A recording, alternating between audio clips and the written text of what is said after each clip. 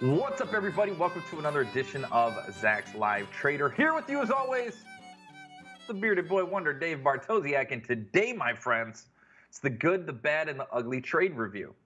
Lots of stuff to talk about.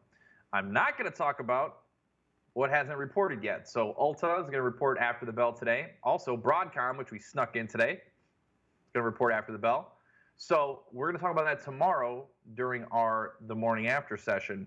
But you already knew that. So I will see you at 9 a.m. Central tomorrow morning, because I think we're going to uncover some great trade opportunities. Also, I will be closing out my UVXY put spread. That's right. I left it on just for you guys so we could see how the pricing is early on, learn a little bit. I'm your guinea pig, so to speak. So let's all hope that, Ma Yellen comes out and says something rather dovish and pushes this market up.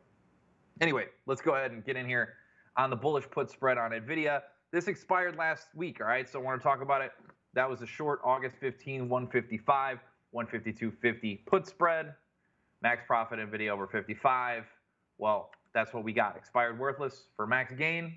We're golden. Then the bearish call spread we had on Coach. Same scenario. We were short the August 18th, 50, 51 call spread for 20-cent net credit. Max profit with Coach under 51. Again, victory, expired worthless for a max gain. All right. Again, I've talked about these a lot. I don't want to keep on beating the dead horse here. They're done.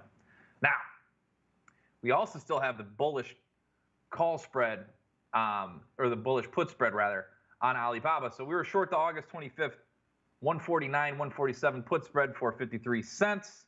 Max profit Alibaba over 149. Obviously, Alibaba is off to the races. So this thing was trading at 4 cents when Alibaba was over $1.60.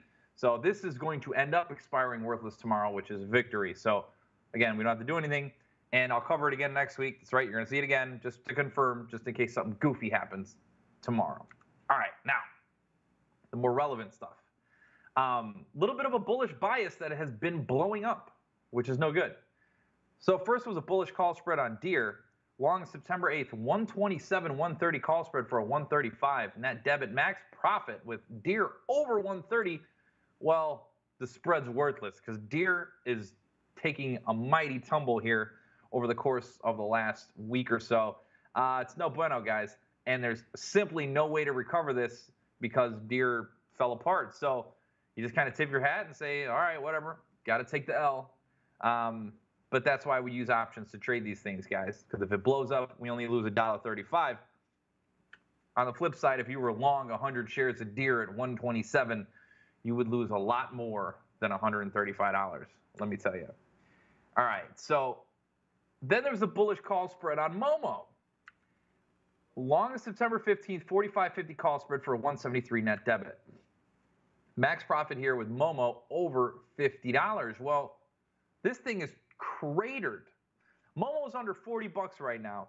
The spread's trading at 18 cents. They beat on EPS, they beat on revenues, and they guided at the top end of the range, and the market still pounded it down 20%. Go figure. A real head scratcher. Nothing wrong with our analysis. Analysis was actually right about the beat. The market, for whatever reason, decided they were going to sell it. We're going to talk a little bit more in depth about this tomorrow during the live session, but for now, I don't think it's going to get close to 45 by September 15th, but this is a very volatile name.